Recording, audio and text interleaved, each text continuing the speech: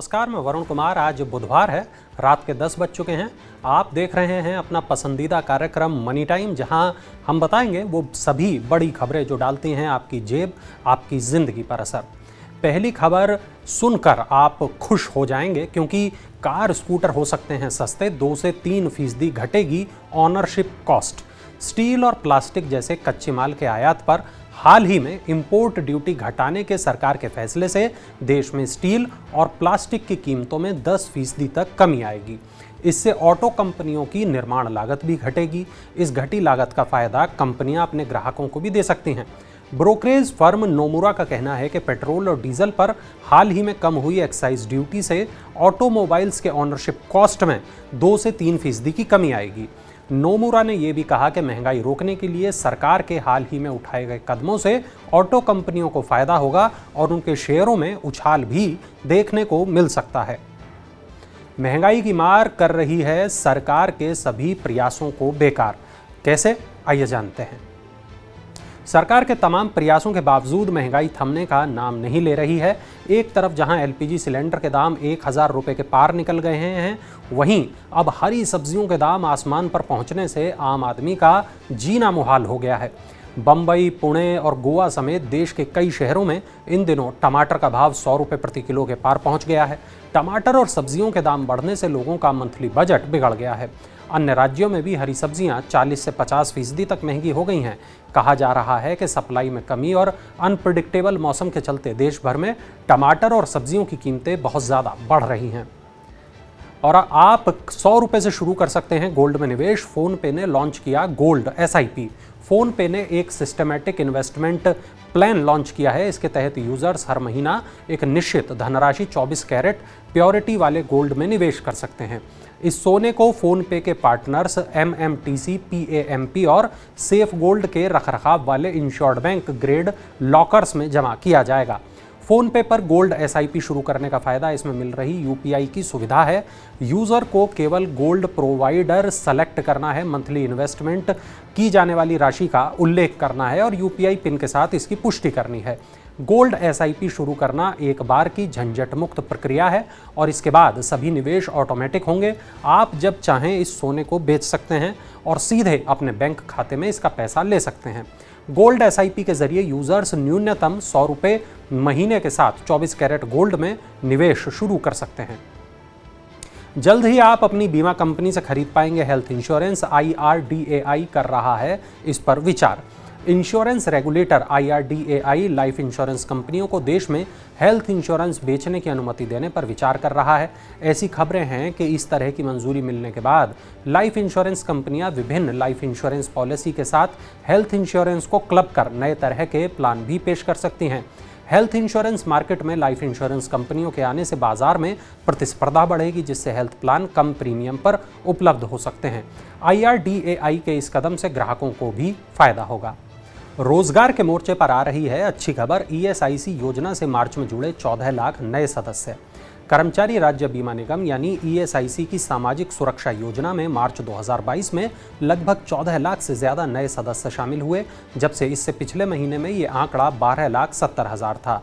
राष्ट्रीय सांख्यिकी कार्यालय के आंकड़ों के मुताबिक कर्मचारी राज्य बीमा निगम की योजनाओं से 2021-22 में 1,49 लाख लोग जुड़े। NSO की रिपोर्ट ESIC, EPFO और PFRDA की विभिन्न सामाजिक सुरक्षा योजनाओं के नए सदस्यों के पेरोल यानी नियमित वेतन पर रखे गए कर्मचारियों के आंकड़ों पर आधारित है। रिपोर्ट के मुताबिक कर्मचारी भविष्य निधि संगठन से मार्च 2022 में शुद्ध रूप से 15,32,000 सदस्य जुड़े हैं। यह आंकड़ा फरवरी 2022 में 12,84,000 रहा था। इंडिया पोस्ट पेमेंट बैंक ने दिया झटका। आधार आधारित ट्रांजैक्शन पर शुल्क लगा दिया। इंडिया पोस्ट पेमेंट बैंक ने आधार इनेबल्ड पेमेंट सिस्टम पर सर्विस चार्ज लगाने की घोषणा की है। ट्रांजैक्शन शुल्क 15 जून से प्रभावी होगा। आधार इनबिल्ड पेमेंट सिस्टम से एक बिजनेस करस्पॉन्डेंट के जरिए cash deposit, cash withdrawal, intra bank या inter bank fund transfer, account balance जैसे ट्रांजैक्शन और मिनी स्टेटमेंट हासिल किया जा सकता है। इसके लिए आधार इनेबल्ड बैंक खातों तक पहुंच के लिए पहचान के रूप में आधार का इस्तेमाल किया जाता है। हर महीने कैश विड्रॉल, कैश डिपॉजिट और मिनी स्टेटमेंट जैसे पहले 3 ट्रांजैक्शन मुफ्त होंगे। इस लिमिट से ज़्यादा कैश विड्रॉल और कैश डिपॉजिट के लिए प्रति ट्रांजैक्शन 20 रुपये और जीएसटी का शुल्क देना होगा। मिनी स्टेटमेंट के लिए प्रति ट्रांजैक्शन 5 रुपये और जीएसटी देना होगा। हर महीने छोटी बचत करने वालों को होगा अब ज़्यादा फायदा, आरडी पर अब ज़्यादा ब्याज मिलेगा। एचडीएफसी बैंक ने आरडी पर इंटरेस्ट रेट बढ़ाने की घोषणा की है। बैंक ने 27 से लेकर 120 महीने की आरडी पर ब्याज दरों में इजाफा किया है। 6 माह वाली आरडी पर बैंक 3.5% ब्याज देना जारी रखेगा। इसी प्रकार 9 माह की आरडी पर 4.40% और 12 महीने से लेकर 24 महीने की आरडी पर 5.10% ब्याज मिलेगा। 27 से 36 माह की आरडी पर बैंक पहले 5.20% की दर से ब्याज दे रहा था, लेकिन अब इस पर 5.40% ब्याज मिलेगा। 39 से 60 माह तक की आरडी पर अब 5.60% ब्याज मिलेगा, जो पहले 5.45% था। इसी प्रकार 90 से 120 महीने वाली आरडी पर पहले के 5.60% की बजाय 5.75% ब्याज दिया जाएगा। अब आपके लिए एक और अच्छी खबर है। सरकार के इस कदम से त्योहारों में नहीं बढ़ेंगे चीनी के दाम। खाद्य सचिव सुधांशु पांडे ने इस साल चीनी निर्यात को 1 करोड़ टन तक सीमित रखने के निर्णय को ठीक ठहराया है। उन्होंने कहा कि सरकार ने अक्टूबर-नवंबर के त्योहारी सीजन के दौरान चीनी की पर्याप्त उपलब्धता सुनिश्चित करने और कीमतों में स्थिरता बनाए रखने के लिए ये कदम उठाया है। उन्होंने कहा कि चीनी निर्यात पर अंकुश लगाने का निर्णय इसकी वैश्विक कमी के बीच खुदरा कीमतों में किसी भी तरह की असामान्य वृद्धि को रोकने के लिए लिया गया है। इस साल उत्पादन के मामले में भारत ने ब्राज़ील को पीछे छोड़ दिया है। ब्राज़ील को इस साल उत्पादन में कमी का सामना करना पड़ा है। विपणन वर्ष 2020-21 में चीनी का निर्यात रिकॉर्ड 70 लाख टन रहा था। प्राथमिक सहकारी बैंकों को अनुमति मिली है मकान की मरम्मत के लिए वो कर्ज दे सकेंगे। कितना कर्ज दे सकेंगे, चलिए जान लेते हैं। भारतीय रिजर्व बैंक ने प्राथमिक सहकारी बैंकों को महानगरों में मकानों की मरम्मत या उसमें बदलाव के लिए ग्राहकों को 10 लाख रुपए तक का कर्ज देने की मंजूरी दी है।